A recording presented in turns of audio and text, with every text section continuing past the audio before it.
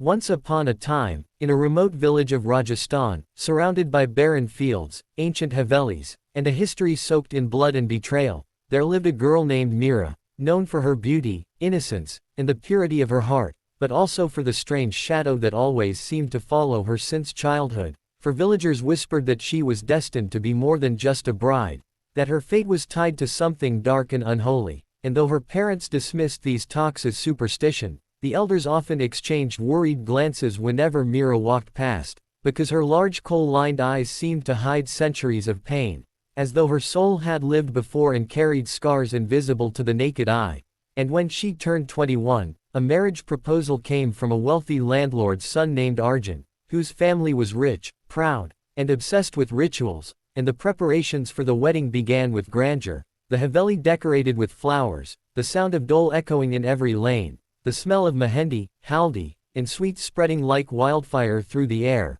But beneath the joy, there was something heavy, a silence in the corners of the Haveli where even servants avoided going after sunset, because the Haveli itself carried secrets, built on land that once belonged to a cremation ground, a place where women had been forced into sati centuries ago, and the cries of burning brides were said to echo on nights when the wind howled. And though everyone ignored the warnings, Meera felt uneasy, for in her bridal attire, her red lehenga glowing under the lanterns, she caught a glimpse of her reflection in the mirror and swore she saw another woman's face staring back. Eyes bloodshot, lips twisted in anguish, skin charred and peeling, a Dulhan from another time, silently screaming behind the glass, and though her heart raced, she said nothing, convincing herself it was the pressure of the wedding, but deep inside, she knew something was wrong, and the night of her wedding arrived with grandeur. The barat came with dancing, music, and firecrackers. Arjun looked regal on his white horse, and as the rituals began,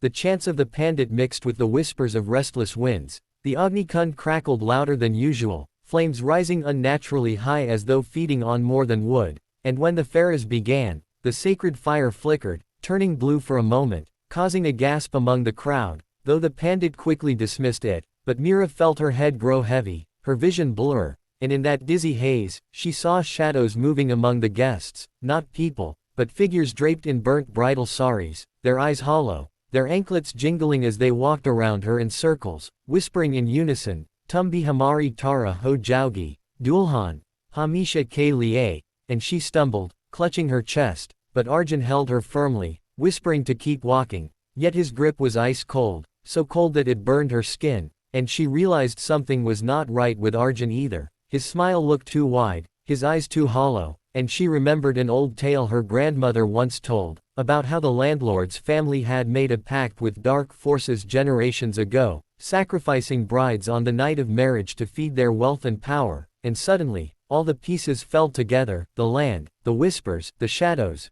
Meera was never meant to live after this night, she was chosen to be the next offering, and as the final pharaoh was completed, she collapsed, the world spinning into darkness, and when she woke, she was no longer in the mandap but in a cold chamber beneath the Haveli, lit only by oil lamps, the walls stained with soot and vermilion handprints, dozens of them, as if brides had tried to escape before being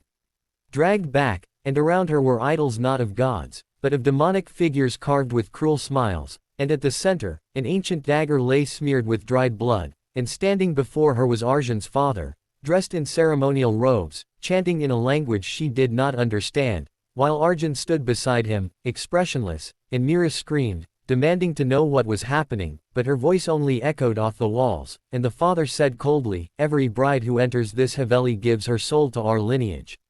Without her sacrifice, our wealth dies, our land withers, and our bloodline ends. Tonight, you become one with the others," and before she could move, women emerged from the shadows, brides of centuries past, their bodies half-burnt, faces mangled, their veils dripping blood instead of pearls, and they encircled her, chanting in broken voices, and Meera fell to her knees, begging for mercy, but just as the blade was about to touch her throat, one of the spirits stepped forward, her face eerily resembling Meera's, perhaps a bride from long ago who shared her soul, and that spirit screamed so loudly that the lamps shattered, plunging the chamber into darkness, and chaos erupted, the spirits turning against the landlord and his son, clawing, burning, dragging them into the flames of their own ritual fire, and Meera felt herself pulled by invisible hands, her body light, her mind fading, but instead of death, she woke outside the Haveli at dawn, covered in ash, her bridal lehenga torn, her body trembling, and the Haveli stood behind her in silence, its windows like eyes watching her leave, and when she ran to the village, no one believed her, for the Haveli was now abandoned,